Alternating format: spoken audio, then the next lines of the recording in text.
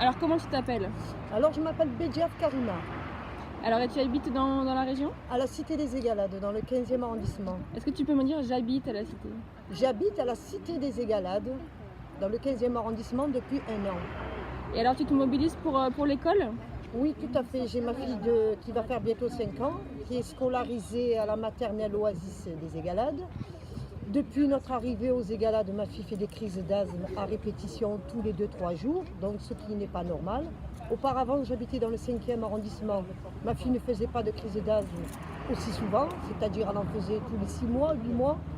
Et là, en ce moment, c'est tous les 2-3 jours, donc je me suis dit, il y a quelque chose, c'est pas normal.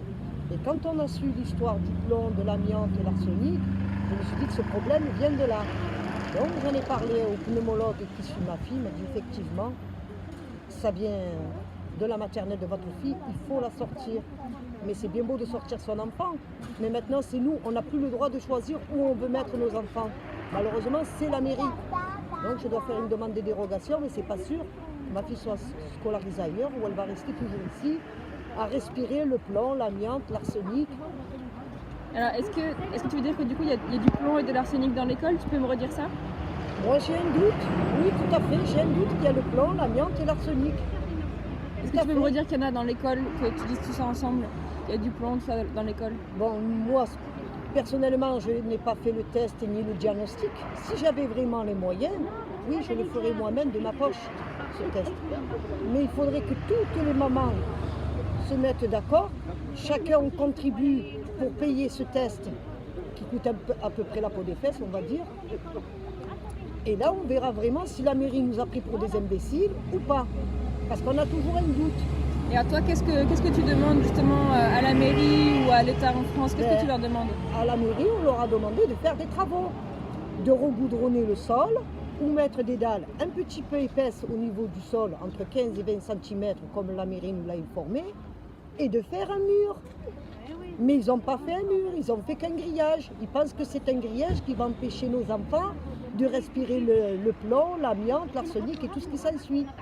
Nos enfants, ce n'est pas des singes qu'ils ont mis un grillage. C'est des petits, ils peuvent, avec leurs petites mains, mettre leurs mains à travers le grillage. On leur a demandé un mur. Donc au niveau budget, ils ne se sont pas cassés la tête. Un grillage de 50 mètres qui va empêcher, c'est pas possible. Il y a un stade, nos enfants font du sport.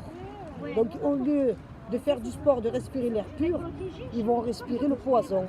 Et alors le plomb, ça vient d'où? Ça vient du sol. Étant donné que cette école est très vétuste, elle a été construite, je ne sais plus quelle année ils avaient dit la mairie, ou en 1902 ou en 1900, je ne sais plus combien. Bon, j'étais même pas née quand ils l'ont construite. Donc vous imaginez dans quel état elle est l'école. Ici, il y a la maternelle, il y a 2 primaires. Donc ça veut dire qu'il y a 3 écoles et il y a la cantine. Donc on a un doute sur l'eau. On leur a dit arrêtez de donner l'eau aux enfants. Nous-mêmes les parents, on est capables d'amener un pacte d'eau pour qu'ils puissent ne plus boire l'eau.